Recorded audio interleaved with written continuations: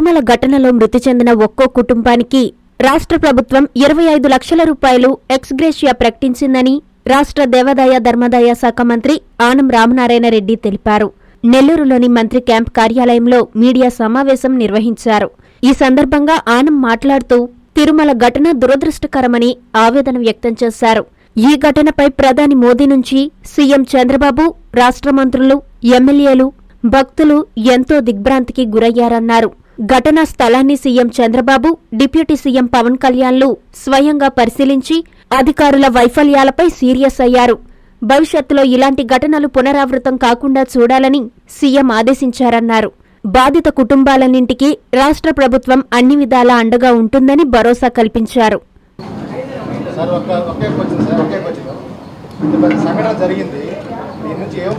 స్వీకరించి వెళ్లాల్సిందిగా కోరుతున్నాం.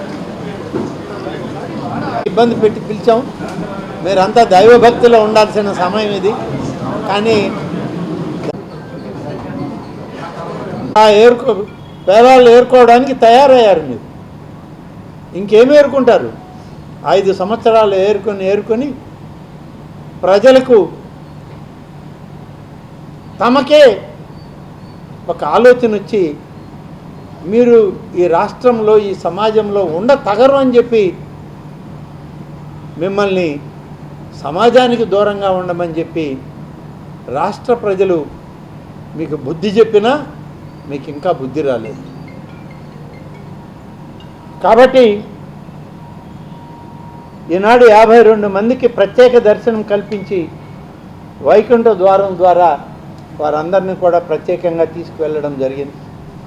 అలాగే ప్రభుత్వం చేసే కార్యక్రమాలు ఇవాళ తెలుగుదేశం ప్రభుత్వం ఏర్పడ్డ తర్వాత ముఖ్యమంత్రి చంద్రబాబు నాయుడు గారు అధికారంలోకి వచ్చాక దేవాదాయ శాఖని నేను చేపట్టిన తర్వాత అనేక రకాలైనటువంటి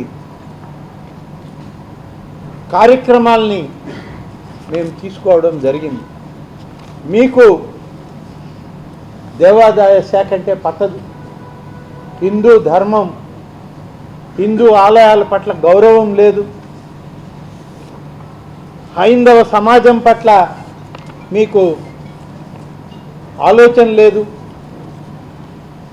సనాతన ధర్మాల పట్ల మీకు విశ్వాసం లేదు, నమ్మకం లేదు. అలాగే ఆగమ శాస్త్రం, ఆగమ పండితుల యొక్క ఆలోచన కనీసం తీసుకోవాలనేటువంటి విజ్ఞత మీకు లేదు. మీ 5 ఏళ్ల కాలం ఈ రాష్ట్రంలో సనాతన సంప్రదాయాలకి అడ్డుకట్ట వేశారు. ఆగమ శాస్త్ర నియమాలని ఒక్కరోజు కూడా పాటించిన దాఖలాలు లేవు. వైదిక ధర్మాలని మీరు పూర్తిగా మర్చిపోయారు. ఆగమోక్తని నిత్య విధులనికి మీరు తిలోదకాలు పలికారు. నిగమ ఆగమ నియమాలను మర్చిపోయారు. హిందూ ఆలయాల్లో ఏ సాంప్రదాయాలు ఉండాలో వాటికి ఎక్కడ కూడా మీరు వాటిని కాపాడే ప్రయత్నం చేయలేదు. 5 సంవత్సరాలు కేవలం మేకవన్న పుల్లుల్లాగా మీరు ప్రజల్ని మోసం చేయడానికి ప్రయత్నించారే తప్ప మరొకటి కాదు అని చెప్పి నేను ఈ సందర్భంగా మనవి చేస్తూ ఉన్నాను. అందుకని మేము అధికారంలోకి వచ్చిన వెంటనే మా మొదటి సమావేశంలో గౌరవ ముఖ్యమంత్రి గారు శ్రీ చంద్రబాబు నాయుడు గారు తీసుకున్నటువంటి అనేక నిర్ణయాలని ఇవాళ ఒక్కసారి మళ్ళీ పునశ్చరణ చేయాల్సిన అవసరం ఉంది. ఈ రాష్ట్ర ప్రజానీకానికి చెప్పాల్సినటువంటి అవసరం ఉంది. నిన్న మీరు చేసినటువంటి విన్యాసం, నిన్న మీరు చేసినటువంటి ఒక ప్రకృతి విరుద్ధమైన, సనాతన ధర్మాలకు విరుద్ధమైనటువంటి మీ యొక్క ప్రకటనలు చూశాక మళ్ళీ ఈ ప్రభుత్వం మేమేం చేస్తున్నామో చెప్పాల్సినటువంటి బాధ్యత మాకుంది. కనీసం విఘ్నులైనటువంటి పండితులను కూడా మీరు విస్మరించారు. వేదాన్ని మర్చిపోయారు. వేద పండితుల్ని మీరు గౌరవించడానికి మీకెవరికి ముందుకు రాలేకపోయారు. అందుకని తెలుగుదేశం ప్రభుత్వం చంద్రబాబు నాయుడు గారు ముఖ్యమంత్రిగా వచ్చాక దేవాదాయ శాఖ అనేక నిర్ణయాలు తీసుకుంది. ఆ నిర్ణయాల్లో భాగమే ఈనాడు సనాతన ధర్మాన్ని పాటిస్తూ హైందవ ధర్మ ప్రచారంలో భాగంగా ఆధ్యాత్మిక చింతన పరమావధిగా ప్రజలకు మరింత మెరుగైన దైవ దర్శనాలు ఉండాలని చెప్పి అన్ని ఆలయాలకు, అన్ని ప్రాంతాల్లో ఉన్న ఆగమ పండితులకు, దేవాదాయ శాఖకు ఈ ప్రభుత్వం ఆదేశాలు ఇచ్చింది. ఆలయాల్లో జరిగేటువంటి పూజాది కైంకర్యాలతో పాటు ఏ నిర్ణయమైనా సరే ఆగమ పండితుల యొక్క నిర్ణయానికి అనుగుణంగా ఉండాలి తప్ప ప్రభుత్వ అధికార యంత్రాంగం చొరవ తీసుకొని ఏ నిర్ణయం అంటే ఆ నిర్ణయం చేయకూడదని చెప్పి నిర్ణయించడం జరిగింది. అలాగే ఏ ఆలయంలోకి వెళ్ళినా అది వైష్ణవాలయమా, శైవాలయమా, అమ్మవారి ఆలయమా, లేకుంటే సుబ్రహ్మణ్య స్వామియా, లేకుంటే విఘ్నేశ్వర స్వామియా, ఏ ఆలయానికి వెళ్ళినా హిందూ ఆలయాల్లో ఆ యొక్క ఆలయంలో ఉన్నటువంటి దైవ నామ కీర్తనలు ఉండాలి తప్ప వేరొక రకమైనటువంటి ఏ రకమైన కార్యక్రమం వినపడకూడదు అని చెప్పి చెప్పడం జరిగింది. ఎక్కడైనా లేకుంటే మైక్ సెట్లు పెట్టి ప్రతిరోజు ఉదయం సాయంత్రం ఆగమ సాంప్రదాయాల ప్రకారం ఓంకార నాదంతో ఆ యొక్క భగవంతుని యొక్క నామస్మరణ ఆలయంలోకి అడుగుపెట్టిన వెంటనే భక్తులకు వినిపించాలని చెప్పి చెప్పడం కూడా జరిగింది. అమలు చేస్తూ ఉన్నాం ఇవాళ. అలాగే అత్యంత ప్రతిష్టాత్మకంగా దసరా ఉత్సవాలను జరపాలని ముఖ్యమంత్రి గారు ఆదేశాలు ఇచ్చారు. ఆ ఆదేశాలను పాటించాం. నవరాత్రి ఉత్సవాలను కనకదుర్గమ్మ అమ్మవారి దగ్గర కానీ, శ్రీశైల క్షేత్రంలో కానీ, శ్రీకాళహస్తి క్షేత్రంలో కానీ, అలాగే అన్ని అష్టాదశ పీఠాలలో మన రాష్ట్రంలో ఉన్నటువంటి 5 అమ్మవారి పీఠాల దగ్గర కానీ పూర్తి స్థాయిలో ఈ యొక్క నవరాత్రి ఉత్సవాలని అత్యంత వైభవోపేతంగా జరిపిన కార్యక్రమం మీ అందరికి కూడా తెలుసు. కనకదుర్గమ్మ ఆలయం దగ్గర మూలా నక్షత్రం రోజున ప్రభుత్వ ప్రతినిధిగా ఈ రాష్ట్ర ముఖ్యమంత్రి చంద్రబాబు నాయుడు గారు కుటుంబ సమేతంగా తన సతీమణి, తన కుమారుడు, తన కోడలు కుటుంబ సమేతంగా వచ్చి అమ్మవారిని దర్శించుకొని అమ్మవారికి సారె చీరలను పెట్టి అమ్మవారి దగ్గర ఆశీస్సులు తీసుకొని వెళ్ళడం జరిగింది. ఆ మూలా నక్షత్రం రోజు గతంలో ఏనాడు చేయనటువంటి ప్రయత్నం. ఎన్ని లక్షల మంది వచ్చినా అందరికీ ఉచిత దర్శనమే కనకదుర్గమ్మ ఆలయంలో జరగాలని చెప్పి నిర్ణయించి అమలు చేశాం. వచ్చిన ప్రతి భక్తుడికి ఉచిత లడ్డూ ప్రసాదం ఇవ్వాలని చెప్పాం. విజయదశమి రోజు కూడా అమ్మవారి యొక్క దర్శనం ఉచితంగా ఉన్నింది. ఉచిత లడ్డూ ప్రసాదం ఎన్ని లక్షల రూపాయలు ఖర్చైనా డబ్బుకు విలువ లేకుండా కేవలం అమ్మవారి యొక్క ఆశీస్సులు వచ్చిన ప్రతి ఒక్కరికి ఉండాలని లక్షలాది మంది భక్తులకి కార్యక్రమాలలో అందరికీ ఇవ్వడం, పాలు, మజ్జిగ, మంచినీరు, అంతకుముందు వాటర్ శానిటరీస్ ఇచ్చారు. ఇవాళ పెద్ద పెద్ద మాటలు చెప్పిన ఈ పెద్ద మనుషులు మంచినీళ్ళ ప్యాకెట్లు ఇస్తే ఈ ప్రభుత్వం water bottles, mineral water bottles ఇచ్చింది. మరి కనకదుర్గం ఆలయం దగ్గర భక్తులందరూ సంతోషించారు. అలాగే ఆలయ ప్రజల్లో ఆన్లైన్లోనే ఇవన్నీ కూడా చేయాలని 6A టెంపుల్స్ ఏమున్నా కూడా ఈ రాష్ట్రంలో ఆన్లైన్లోనే భక్తులకి టిక్కెట్లు కానీ, ప్రసాదాలు కానీ, పూజాది కార్యక్రమాలు కానీ ఉంచాలని చెప్పి చెప్పడం జరిగింది. వీటన్నిటితో పాటు దాదాపుగా మేము ఎన్డీఏ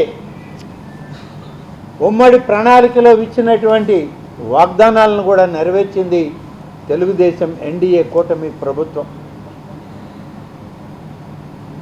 కన్నికా పరమేశ్వరి ఆత్మార్పణ దినోత్సవాన్ని రాష్ట్ర అధికార ఉత్సవ దినోత్సవంగా ప్రకటించాలి అని చెప్పి ఆర్య వైశ్య సమాజం కోరితే దానికి ఆదేశాలు ఇచ్చి ప్రభుత్వమే అమ్మవారికి చీరా సారీలు అందిస్తుందని చెప్పి నిర్ణయం తీసుకోవడం జరిగింది. 50,000 రూపాయల కంటే తక్కువ ఆదాయం కలిగినటువంటి ఆలయాలకి అక్కడ దీప నైవేద్యం అనేటువంటి దాని కింద గతంలో 5,000 ఇస్తుంటే ఇప్పుడు 10,000 రూపాయలు ఆ అర్చకుని పేరుతో బ్యాంక్ అకౌంట్కి ప్రతి నెల పంపించే సంప్రదాయాన్ని నెలకొల్పింది వాళ్ళ తెలుగుదేశం ప్రభుత్వం. దేవాలయాల్లో ఉత్సవాలు ఇతర క్రతువులకు వైదిక ఆగమాల ప్రకారమే జరగాలని ఆదేశం ఇచ్చాం. ఏదైనా సరే అధికార యంత్రాంగం దీంట్లో జోక్యం లేదు, ఆగమ శాస్త్రం ప్రకారం జరగాలి అని చెప్పి చెప్పడం జరిగింది. వేదాధ్యయనం చేసినటువంటి వేద పండితులు ఎవరైతే ఉంటారో ఇవాళ యువత వేదం చదవమంటే సద్బ్రాహ్మణ కుటుంబాల్లో కూడా వేదం చదవడానికి వెనకాడుతున్న రోజులు. మేము వేదం చదివి ఏం చేయాలి? మాకు ఉద్యోగ నియామకాలు లేవు, మమ్మల్ని మేము ఎలా పోషించుకోవాలని అడిగితే అటువంటి వారికి 3 సంవత్సరాల పరిధిలో ఒక్కొక్క వేద పండితుని సర్టిఫికేట్ పొందినటువంటి వాళ్ళకి, వేదాన్ని అభ్యసించే వాళ్ళకి నెలకి 3,000 రూపాయల లెక్కన 3 సంవత్సరాల పాటు సంభావన కింద ఇవ్వడానికి ప్రభుత్వం నిర్ణయించింది, జీవో జారీ చేసింది. త్వరలోనే 600 మంది వేద పండితుల్ని ఎంపిక చేశాం. నిరుద్యోగ యువతకి 3,000 లెక్కన సంభావన ఇస్తూ ఉద్యోగ అవకాశాలకి ప్రభుత్వ ఆలయాల్లో ఎక్కడైతే ఖాళీలు ఏర్పడ్డాయో, ఎక్కడైతే ఇవాళ వేద పండితుల కొరత ఉందో ఆయా ఆలయాల్లో వేద పండితుల్ని నియామకం చేయడానికి ఇప్పటికే దాదాపుగా 250 నుంచి 300 నియామకాలను చేయడానికి దేవాదాయ శాఖ నిర్ణయం తీసుకుంది. త్వరలోనే దానికి అడ్వర్టైజ్మెంట్ ఇచ్చి సర్టిఫికేట్స్ ఉన్నటువంటి వాళ్ళకి పరీక్షల ద్వారా ఎంపిక చేసి వాళ్ళని తీసుకోవడం జరుగుతుంది. ప్రభుత్వ ఆలయాల్లో వేద పండితుల్ని నియామకం చేయడానికి చేసుకోవడం జరుగుతుంది. అలాగే ఇవాళ ఆలయాల్లో కొన్ని తక్కువ స్థాయిలో ఉన్నటువంటి వాళ్ళు ఆలయాల్లో వాళ్ళకి సభ్యులుగా పాలక వర్గాల్లో ఉండడానికి అవకాశం లేకపోతే ఇవాళ చట్టాన్ని సవరించాం. నాయీ బ్రాహ్మణులకి, బీసీ కులాలకు చెందిన నాయీ బ్రాహ్మణులకి ఒక సభ్యుడు కంపల్సరీగా ఉండాలని, బ్రాహ్మణులకి ఒక సభ్యత్వం కంపల్సరీగా ఉండాలి ఖచ్చితంగా అని ఇవాళ దాదాపుగా 1400 ఆలయాలకి కొత్తగా పాలక వర్గాలను నియమించబోతూ ఉన్నాం. 2 సభ్యుల్ని పెంచి చట్టాన్ని కూడా ఇవాళ సవరణ చేసి అమల్లోకి తెచ్చింది ఇవాళ తెలుగుదేశం ప్రభుత్వం. 1492 ఆలయాలకి ఈరోజు మేము కొత్త పాలక వర్గాల్ని నియమించబోతూ ఉన్నాం ఫిబ్రవరి మాసంలో అని చెప్పి ఈ సందర్భంగా తెలియజేస్తూ ఉన్నాను. అంతేకాదు 50,000కి పైన ఉన్నటువంటి ఆదాయం కలిగినటువంటి ఆలయాల్లో ఇప్పటికే అర్చకులుగా ఉన్నటువంటి ప్రభుత్వ రిజిస్టర్డ్ ఆలయాల్లో 10,000 రూపాయలు వాళ్ళకి గౌరవ వేతనంగా ఇస్తూ ఉంది దేవాదాయ శాఖ. 10,000 రూపాయలు సరిపోదని చెప్పి ఆ అర్చకులకి 15,000 రూపాయలకు పెంచి వాళ్ళకి మరి ఈ గౌరవ వేతాన్ని పెంచడం జరిగింది. ఆ విధంగా వాళ్ళందరికీ కూడా ఇవ్వడానికి ఇవాళ మేము నిర్ణయం తీసుకోవడం జరిగింది. దీనితో పాటు ఆలయాల్లో ప్రతి ఆలయాల్లో ప్రధానమైన ఆలయాలన్నీ సీసీ కెమెరాలు పెట్టమన్నాం, కంప్లైంట్ బాక్స్ పెట్టమన్నాం. కంప్లైంట్ బాక్స్తో పాటు అనుసంధానం చేయడానికి ఈఓ వాట్సాప్ టెలిఫోన్ నెంబర్ పెట్టమన్నాం. అలాగే డిప్యూటీ కమిషనర్ టెలిఫోన్ నెంబర్ కూడా అక్కడ ఉంచాలి. ఏ ఒక్కదానిలో విఫలమైనా మరి పై అధికారులకు కూడా ఈ సమాచారం ఏదైనా కంప్లైంట్ జరిగే ఉంటే వాటిల్లో చేయాలని చెప్పి కూడా చేయడం జరిగింది. వీటన్నిటితో పాటు అనేక కార్యక్రమాలను తీసుకొని ఈరోజు దాదాపుగా ప్రభుత్వం ఎన్ని ఆలోచనలు మేము ప్రజల ముందు పెట్టామో అవన్నీ కూడా అమలు చేసే దిశలో ఇవాళ మా ప్రభుత్వం పనిచేస్తాము. ఇందులో దేవాదాయ శాఖ పెద్ద ఎత్తున చేసేటువంటి ఈ ప్రయత్నంలో ప్రజలందరి ఆశీర్వాదం ఉంది. అయినా ఇంకా కావాలని కోరుతున్నాం. భగవంతుని ఆశీస్సులతోటి ఈ ప్రభుత్వానికి ప్రజల ఆశీస్సులు కూడా కావాలని చెప్పి ఈ సందర్భంగా కోరుతున్నాం. అదేవిధంగా ఈరోజు జరిగినటువంటి నిన్నటి దుస్సంఘటన తరువాత ముఖ్యమంత్రి గారు కానీ రాష్ట్ర ప్రభుత్వంలో ఉన్న మంత్రివర్గ ఉప సంఘం కానీ ఇప్పటికే విచారణ కొనసాగుతూ ఉంది. నిర్ణయాలు వస్తాయి. ఆ నివేదిక అందాక పూర్తి నిర్ణయాలు తీసుకోవడం కూడా జరుగుతుందని నిన్న గౌరవ ముఖ్యమంత్రి గారే చెప్పడం జరిగింది. అయితే అక్కడ ఉన్నటువంటి దానిలో వెంటనే జరిగినటువంటి తప్పులు అర్థం చేసుకున్నటువంటి ప్రభుత్వం ముఖ్యమంత్రిగా తన బాధ్యతగా ఒక ఐఏఎస్ అధికారిని, 2 ఐపీఎస్ అధికారులు విధులు నిర్వర్తించడంలో విఫలమయ్యారని చెప్పి వారిని అక్కడికక్కడే బదిలీ చేసి నిన్న ముఖ్యమంత్రి గారు తిరిగి అమరావతికి వెళ్ళేలోగానే ఆదేశాలు ఇచ్చినటువంటి ప్రభుత్వం ఈ ప్రభుత్వం. అలాగే మరి అక్కడ స్థానికంగా ఎక్కడైతే ఈ యొక్క సంఘటన జరిగిందో ఆ సంఘటన పర్యవేక్షిస్తున్నటువంటి ఒక టీటీడీ అధికారి, డైరెక్టర్ స్థాయి అధికారి, అతను ఒక పోలీస్ డిప్యూటీ సూపరింటెండెంట్ ఆఫ్ ర్యాంకులో ఉన్నటువంటి ఒక పోలీసు అధికారి ఇద్దరి వైఫల్యం కూడా కంటికి కట్టినట్టు కనబడడంతో వారిద్దరిని అక్కడికక్కడే సస్పెండ్ చేస్తున్నట్టు ఆదేశాలు ఇవ్వడం జరిగింది. సంపూర్ణమైనటువంటి విచారణ నివేదిక వచ్చాక ఇంకా ఎంతమంది ఉన్నా సరే ఈ తప్పులో ప్రజలకు రక్షణ కలిగించి భక్తుల సౌకర్యార్థం ప్రభుత్వం చేసేటువంటి అనేక కార్యక్రమాల్లో వైఫల్యాల్ని ఉపేక్షించేటువంటి ప్రసక్తి ఈ ప్రభుత్వం చెయ్యదు. ఇవాళ ప్రతిపక్షం ఏదైనా మాట్లాడవచ్చు.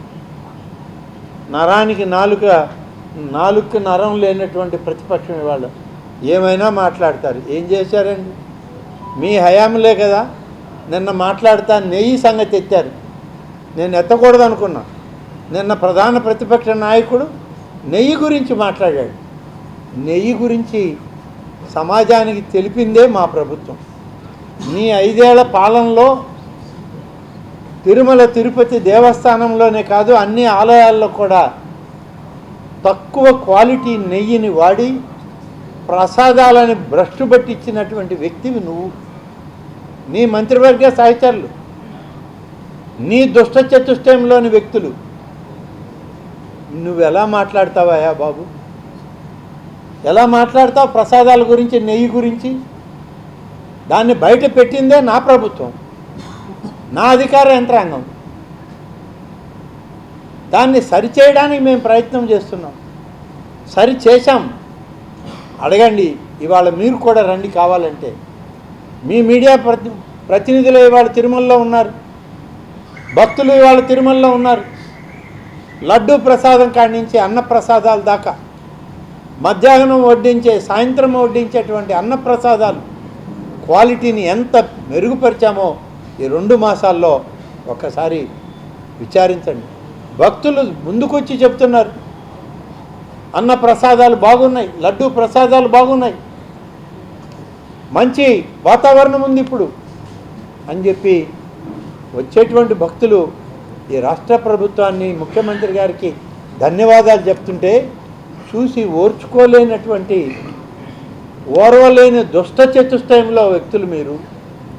ఆ దుష్ట చతుష్టయంతో కలిసి నువ్వు నెయ్యి సంగతి ఎత్తావు. నెయ్యి కొనుగోలు టెండర్లలో టెండర్ నిబంధనలను మార్చింది ఎవరు? నీ ప్రభుత్వంలోని పాలకవర్గ సభ్యులు కాదా? నీ అనుయాయులు కాదా? నీ బంధుగణం కాదా? గతంలో ఇస్తున్నటువంటి కంపెనీలని పక్కన పెట్టి వేరే కంపెనీలకి నెయ్యి కొనుగోలు చేయమని ఆదేశాలు ఇచ్చింది మీరే కదా. మరి మీరు ఏ విధంగా మాట్లాడతారు ఇవాళ?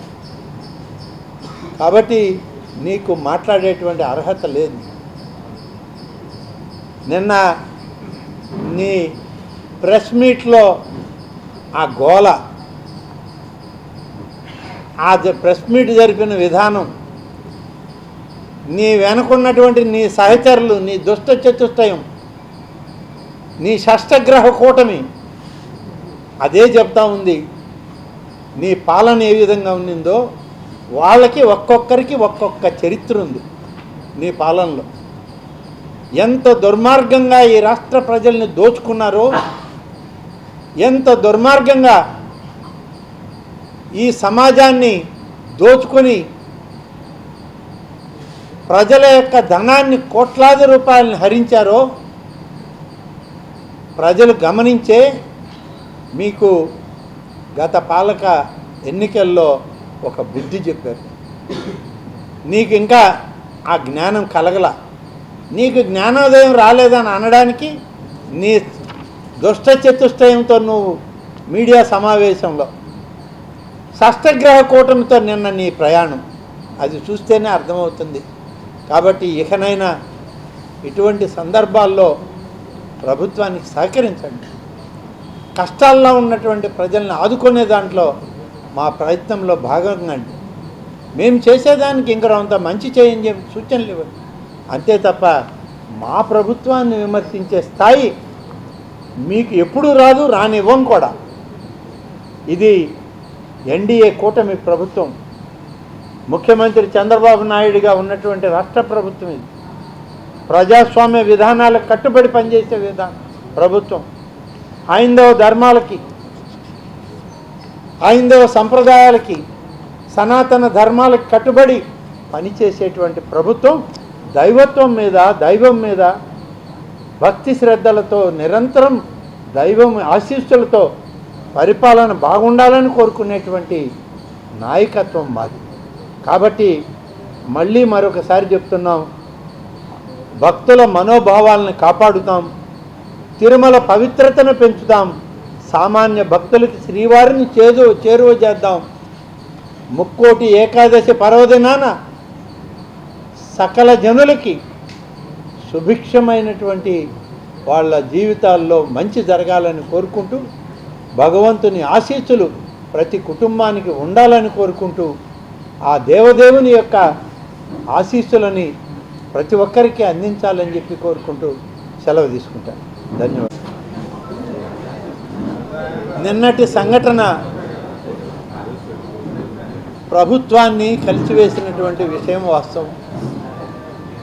ఎంతో ఆవేదన, బాధ రాష్ట్ర ముఖ్యమంత్రి దగ్గర నుంచి మంత్రివర్గం, అన్ని పార్టీల నాయకులు, ఎన్డీఏ కూటమి అంతా కూడా సామాన్యుల వరకు కూడా బాధ కలిగించిందండి.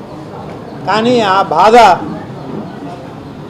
దానిలో నుంచి రాజకీయ లబ్ధి కోసం కొన్ని రాజకీయ పార్టీలు ప్రయత్నం చేసినా మేము స్థిరమైనటువంటి మనస్సుతో ఇటువంటి సంఘటనలు పునరావృతం కాకుండా చేయాలని చెప్పి ఇప్పటికే ఆలోచన చేశాం. మీరందరూ చూశారు, దసరా ఉత్సవాలు, నవరాత్రి అమ్మవారి ఉత్సవాలని, అలాగే బ్రహ్మోత్సవాలు శ్రీ వెంకటేశ్వర స్వామికి ఎలా జరిగినాయో చూసాం. అంతో పకడ్బందీగా అనేక ప్రణాళికల మధ్య ముఖ్యమంత్రి గారు, సీనియర్ అధికార యంత్రాంగం, పాలక వర్గాల సూచనల మేరకు బాగా జరిగాయి. కానీ నిన్నటి దుస్సంఘటన జరగడం అనేటువంటిది బాధ కలిగించిన మరొకసారి పునరావృతం కాకూడదని గౌరవ ముఖ్యమంత్రి గారు పాలకవర్గ సభ్యులకు, అధ్యక్షుడికి, ఆ యొక్క తిరుమల తిరుపతి దేవస్థానం యొక్క ఈఓ తోటి ఇతర అధికారులకి ఆయన ఆదేశాలు ఇచ్చాడు. ఎప్పటికప్పుడు సమీక్షల ద్వారా అందరి ఉమ్మడి ఆలోచనతో ఆగమ శాస్త్రాల ప్రకారం ఉత్సవాలు జరగాలి. ప్రతినిత్యం దైవ పూజలు కైంకర్యాలు కూడా మనం ఆగమ పండితుల యొక్క విధానాల ప్రకారమే చేయండి. మీరెక్కడ కూడా తొందరపాటు నిర్ణయాలు చేయొద్దు. ఇటువంటి పెద్ద పెద్ద కార్యక్రమాలు అన్నప్పుడు జిల్లా అడ్మినిస్ట్రేషన్ని, రాష్ట్ర ప్రభుత్వ దేవాదాయ శాఖ, రెవెన్యూ శాఖల్ని కలుపుకొని మీరు సరైనటువంటి నిర్ణయాలతో ముందుకు వెళ్ళాలే తప్ప సొంత నిర్ణయాలు తీసుకోవద్దు అని చెప్పి నిన్న ఆదేశాలు ఇవ్వడం జరిగింది. త్వరలోనే ఈ యొక్క ఉత్సవాలు జరిగేటప్పుడే మళ్ళీ ఒకసారి మేమందరం కూడా వెళ్ళడం జరుగుతుంది. అది కూడా ఇవాళ వైకుంఠ ఏకాదశి, రేపు వైకుంఠ ద్వాదశి, 2 రోజులు ప్రధానమైనటువంటి ఆగమ పండితుల ఆరాధ్యంగా భావించేటువంటి వైకుంఠ ద్వార దర్శనం. కానీ దీన్ని 10 రోజులకి పెంచారు. 10 రోజులకి పెంచడంలో ఆగమ పండితుల యొక్క ఆలోచన ఉందో లేదో తెలియదు.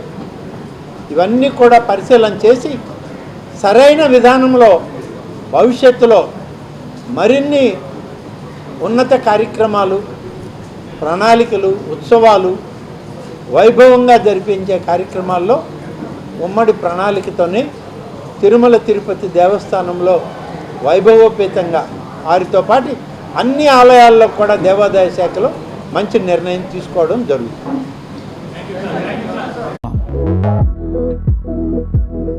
Hi Nilor, please subscribe to N3 TV.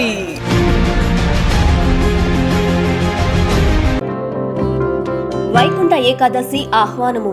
Nellore ప్రజల ఆరాధ్య దైవం వైకుంఠ వాసియగు శ్రీ తల్పగిరి రంగనాథ స్వామివారి ముక్కోటి ఏకాదశి వైకుంఠ ద్వార దర్శనము జనవరి 10వ తేదీ శుక్రవారం ఉదయం 4:30 ప్రారంభమగును. విశేష కార్యక్రమములు: మూలావర్లకు పూలంగి సేవ, శ్రీ తాయార్లకు పూలంగి సేవ, అలంకార మండప పుష్పాలంకరము, శ్రీ ప్రసన్న వెంకటేశ్వర స్వామివారికి పూలంగి సేవ జరుగును. జనవరి 13వ తేదీ సోమవారం సాయంత్రం 6:30 శ్రీ స్వామివారికి ఆండాలమ్మవారికి గోదా కళ్యాణం. జనవరి 15వ తేదీ బుధవారము కనుమ పార్వేట ఉత్సవము జరుగును. విశిష్ట అతిథులు గౌరవనీయులు శ్రీ పొంగూరు నారాయణ గారు, రాష్ట్ర పురపాలక శాఖ మంత్రివర్యులు. గౌరవనీయులు శ్రీ ఆనం రామనారాయణ రెడ్డి గారు, రాష్ట్ర దేవాదాయ ధర్మాదాయ శాఖ మంత్రివర్యులు. గౌరవనీయులు శ్రీ వేమిరెడ్డి ప్రభాకర్ రెడ్డి గారు, పార్లమెంటు సభ్యులు. శ్రీ స్వామివారి ఆశీస్సులతో ఆయురారోగ్య అష్టైశ్వర్యాలు వర్తిల్లాలని మనస్ఫూర్తిగా కోరుకుంటున్నాము. శ్రీ మంచుకంటి శ్రీనివాసులు, చైర్మన్ మరియు ధర్మకర్తల మండలి. ఆళ్ల శ్రీనివాసరెడ్డి, కార్యనిర్వహణాధికారి.